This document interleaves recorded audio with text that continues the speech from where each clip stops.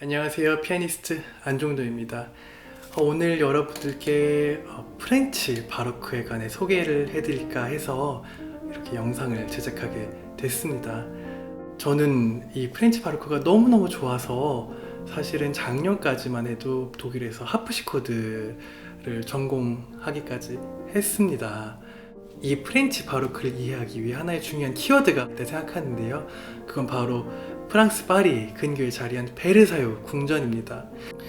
이 당시 베르사유의 삶을 들여다보는 것도 참 재밌다고 생각해요.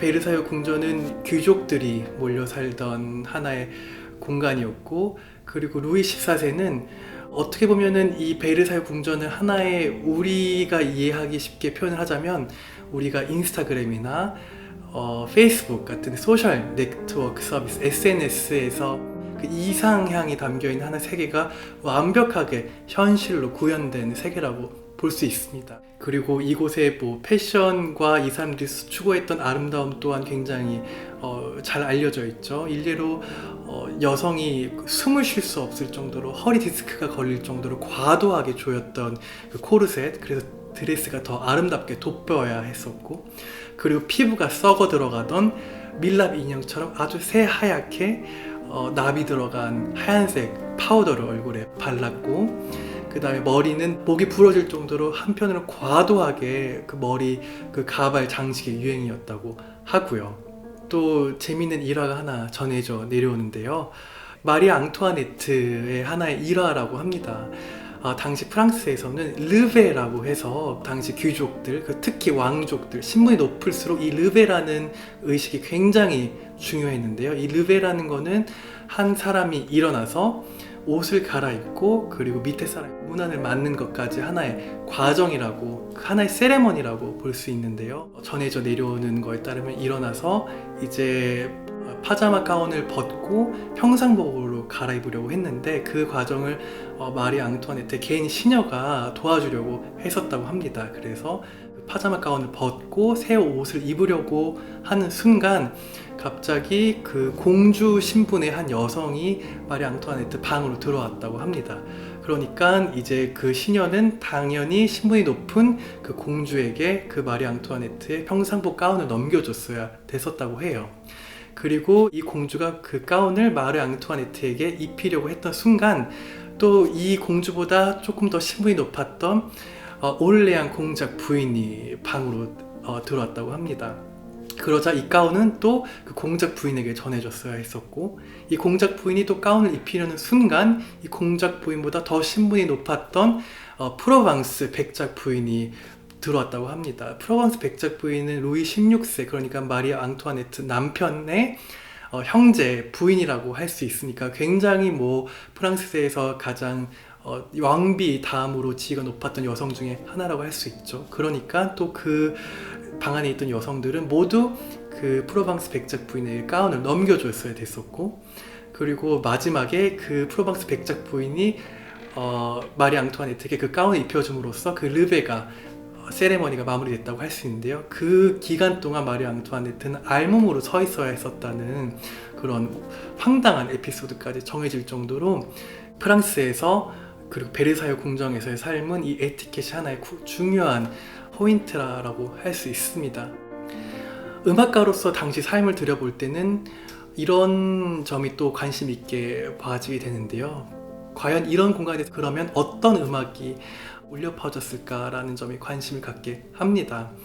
특히 루이 14세 밑에서는 그를 태양왕이라고 부른 것처럼, 그리고 또 그가 제의했던 그 1600년대를 프랑스의 위대한 세계라고 부르는 것처럼 프랑스가 최고의 전성기를 누렸던 시절이고, 그에 따라 음악 또한 굉장히 화려하고 베르사유 궁전의 삶의 양식을 담아 우아하고 기품이 넘치고 풍요로운 그런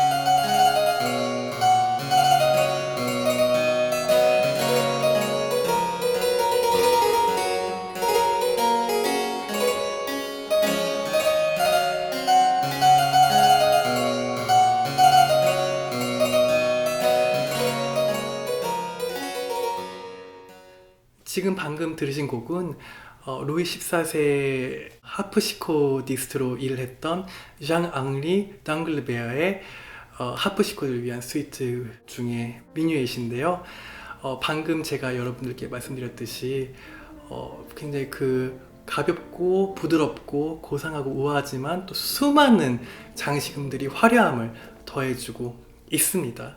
사실 이 당글베아는 프렌치 바로크, 특히 하프시코드 음악을 논할 때는 빠질 수 없는 그런 작곡가라고 할 수 있는데요. 그가 이렇게 놓은 화성적인 발전과 그리고 과감히 사용했던 그 비화성음이 이 곡의 아름다움을 더했고, 또 특히 수많은 장식음을 사용한 작곡가로 유명했습니다. 특히 프랑스 바로크는 장식음이 많은 걸로 유명하지만 이 당글베아는 더 많은 과도한 장식음을 사용함으로써 치는 사람에게도 굉장히 수준 높은 기술적 난이도를 요구합니다. 그래서 프랑스 바로크 하프시코드 작품 중에서도 기술적으로 어려운 작가의 작품으로도 속하기도 합니다.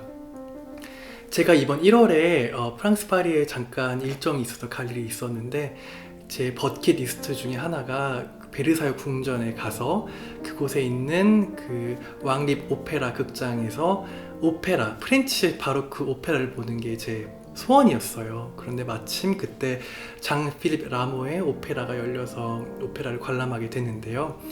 그 눈부시게 아름다운 황홀하게 쏟아지는 그 샹들리에 빛 밑에 온갖 휘황찬란한 색을 바라는 그 오페라 극장의 발코니에 둘러앉아서 오페라를 감상했는데요.